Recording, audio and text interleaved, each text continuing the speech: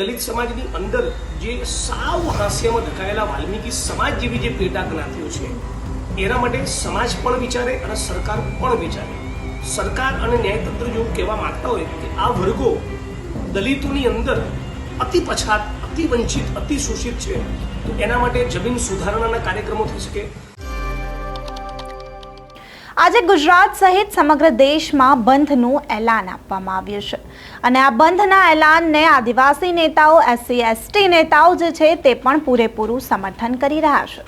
ત્યારે ચેતર વસાવા અને અનંત પટેલ પણ આદિવાસીઓને હાકલ કરી રહ્યા છે કે આ બંધના એલાનને પૂરેપૂરું સમર્થન કરવામાં આવે. ત્યારે જિગ્નેશ મેવાણીએ પણ આ બંધના એલાનને પોતાનું સમર્થન કર્યું અને મેદાને આવ્યા છે. નમસ્કાર, હું અમરીન અને તમે જોઈ રહ્યા છો નિર્ભય ન્યૂઝ. તો આજે સુપ્રીમ કોર્ટના નિર્ણયની વિરુદ્ધમાં SC ST અનામત મુદ્દે ભારત બંધનું એલાન કરવામાં આવ્યું છે.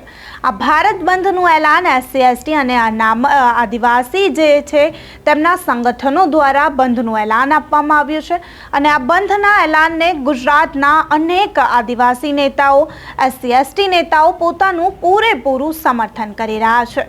ત્યારે જિગ્નેશ મેવાણી પણ મેદાને આવ્યા છે. તેમણે પણ આ બંધના એલાનને પોતાનું પૂરેપૂરું સમર્થન કર્યું. તેઓ લોકોને કહી રહ્યા છે કે આ બંધના એલાનને તમે પણ સમર્થન કરો, તમે પણ આ બંધના એલાનમાં જોડાઓ. ત્યારે જિગ્નેશ મેવાણી ગુજરાતના લોકોને બંધના એલાનમાં જોડાવવા શું કહી રહ્યા છે, એકવાર તે સાંભળીએ. જય ભીમ મિત્રો, આવતીકાલે સુપ્રીમ કોર્ટના જજમેન્ટની વિરુદ્ધમાં જે ભારત બંધનો કોલ છે એનો મારું સંપૂર્ણ સમર્થન અને ટેકો આપું છું. રાષ્ટ્રીય દલિત અધિકાર મંચની આખી અમારી ટીમ અને હું બધા જ રોડ પર ઉતરીશું. આ જજમેન્ટ એ ગેરબંધારણીય છે.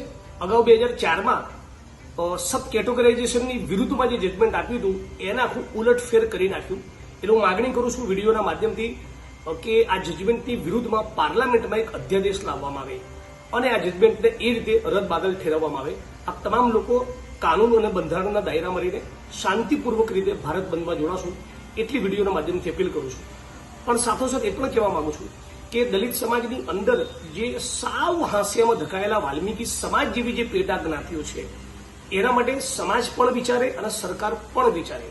સરકાર અને ન્યાયતંત્ર જેવું કહેવા માંગતા હોય કે આ વર્ગો દલિતોની અંદર અતિ પછાત, અતિ વંચિત, અતિ શોષિત છે, તો એના માટે જમીન સુધારણાના કાર્યક્રમો થઈ શકે, શિક્ષણ, આરોગ્ય, રોજગારની બીજી એક્સ્ટ્રા ઓર્ડિનરી વ્યવસ્થાઓ એમના માટે વિચારી શકાય, બજેટમાં વધારે એલોકેશન કરી શકાય.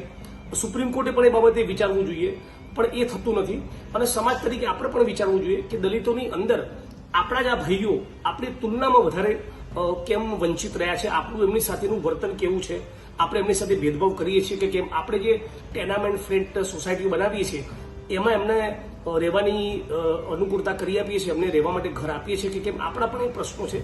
આનો પણ આવનારા દિવસોમાં ગંભીરતાપૂર્વક વિચાર કરવો જોઈએ. પણ હાલ પૂરતું હું આ ભારત બંધના કોલને સમર્થન આપું છું. બધા જ લોકો શાંતિપૂર્વક રીતે આવતીકાલે બંધ કોર્ટમાં જોડાઈશું.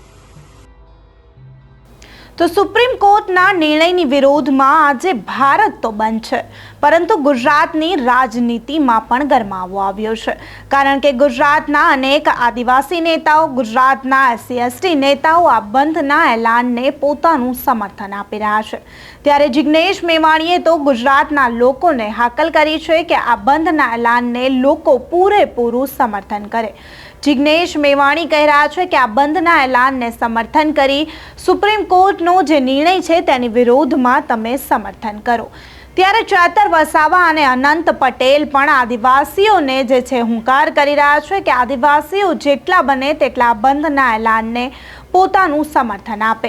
ત્યારે ગુજરાતનું રાજકારણ પણ અત્યારે ગરમાયેલું છે.